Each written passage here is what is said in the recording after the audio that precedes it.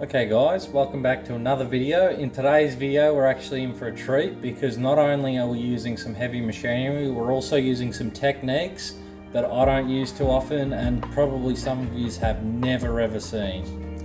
And in today's video we're making the world's most over-engineered paper towel roll holder anyone's probably ever seen. So follow along with today's video and see how it goes.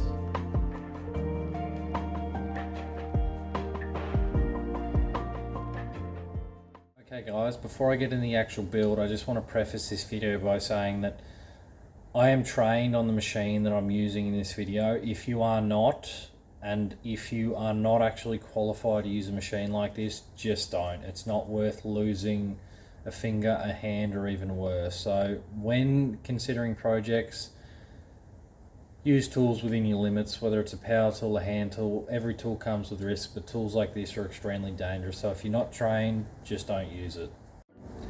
Okay guys, so with that being said, let's get into the build. First things first is the main body is actually made out of some aluminium tube. First things first is I chucked it up in the collet chuck and I faced the material, making it square and true to the diameter.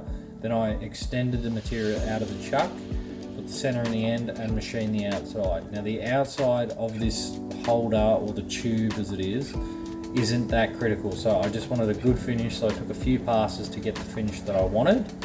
And then I parted it off to length. The overall length was about 220 mils. And then after that I flipped it around, refaced it so that it was a smooth edge, and then I bored both ends. About 20 mil deep for the shrink fit end caps and nuts that are going to go in there.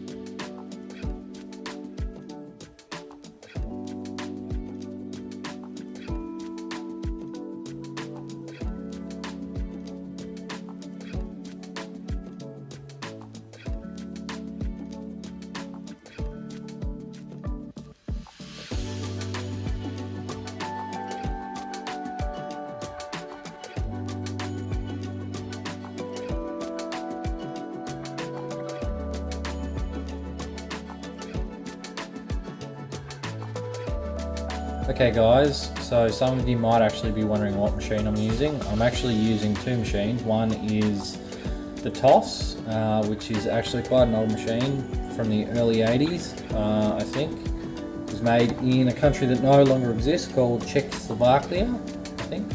And the other one is a Chauvelin 135. Very good machines, very precise machines, very high quality machines, if any of you were wondering. Okay, so once all that was machined up, it was time to actually press fit them together, which I did by heating them up and then pressing them together. But I'm going to just let that play out and we're going to see what happens.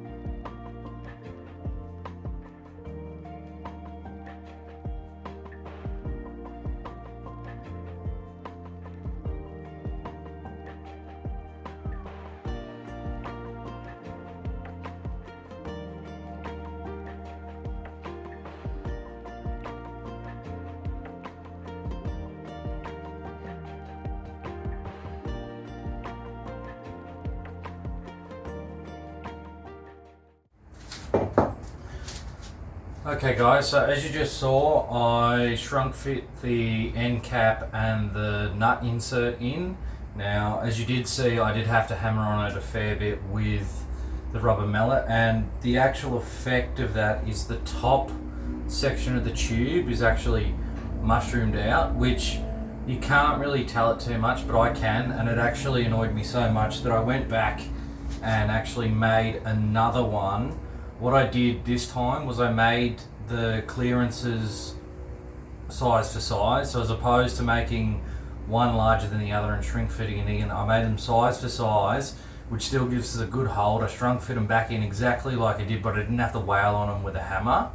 So now that we actually have some paper towel roll hold ends, what we need to start doing is working on the base. Now, what I have here is several bits of hardwood, good thickness. Some have some weird cutouts. As I said in my previous video, a lot of the lumber I get is reclaimed or sort of stuff that a lot of businesses are getting rid of because, you know, it's got some nut inserts, but stuff like that doesn't affect the project too much because we'll be using a section like this, we'll be milling it down using the table saw. So without further ado, I'm going to get jumped on that.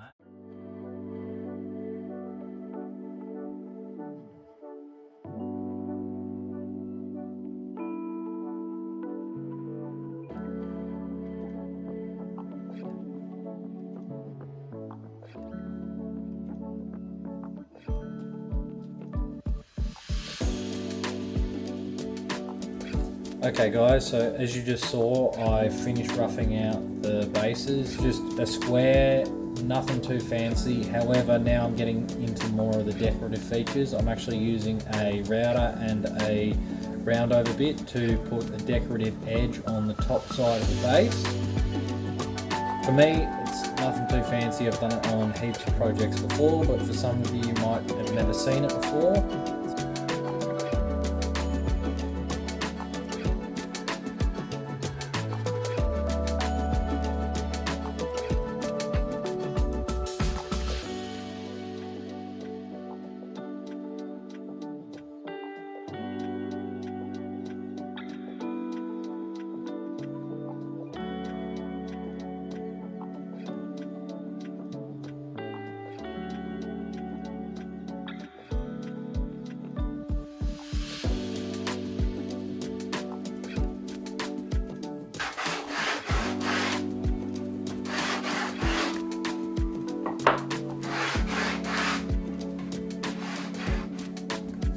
Okay, so now that I've actually done some finer finishing work on them, such as the radiuses and a shit ton of sanding to get those burn marks out, I'm actually going to move on to painting the bases, which I'm going to do a few coats, a few light coats. I tend to find that this hardwood actually doesn't allow the clear coat acrylic that I'm using to penetrate it too well, so I don't need too many coats to actually get the finish that I'm after. So on this base specifically, I actually only did 2 coats.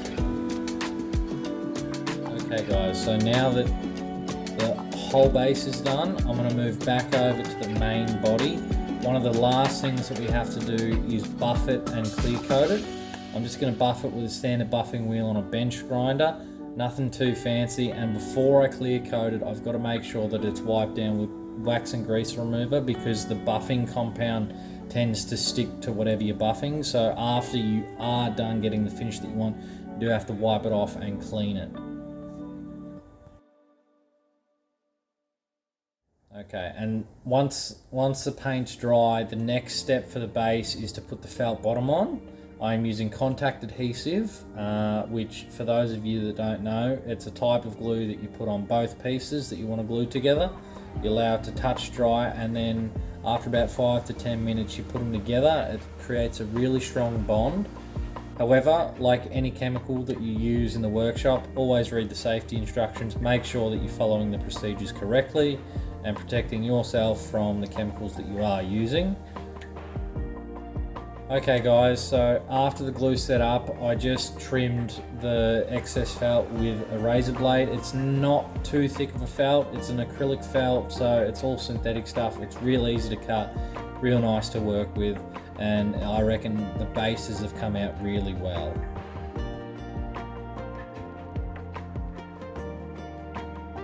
As I mentioned before, I'm actually using M8 countersunk screws. I'm going to be screwing those through the bottom of the base just with some Loctite on the threads. The reason I'm using Loctite is I just want a good strong hold, and I don't want the main body to be able to rotate on the base. So the Loctite actually acts as a glue on the threads, keeping it from coming undone.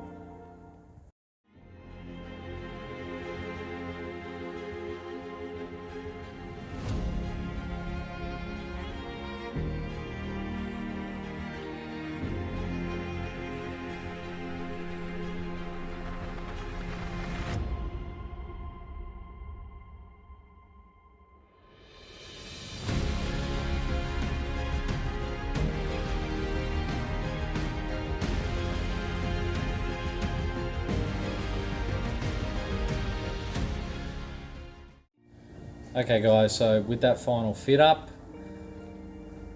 feels like a good time to tell you I haven't just made one, I haven't just made two, I've actually made about 10 paper towel roll holders, and all of them aren't the same. Some bases have 45s as opposed to radiuses, and I've actually made some with some black acetal end caps. Acetal is just a hard wearing engineering plastic. It tends to be able to take a bit of a beating, which I'm hoping can hold up maybe a little bit better than the soft aluminium end cap. I like the black end cap so much that I'm actually keeping one for myself. I am giving one of the holders to my mum actually, and some to the work boys, just to say thanks for allowing me to film this video. And I think that pretty much brings the video to an end. So I just want to say thanks for watching. If you enjoyed it, feel free to leave a like and discuss down in the comments some other materials that might work well for a holder like this, or any other future ideas that you might want to see me make. And if you are excited for anything that I'm making in the future, feel free to subscribe and see what I've got coming soon. And yeah, as I said, thanks for watching, and I will see you in the next one.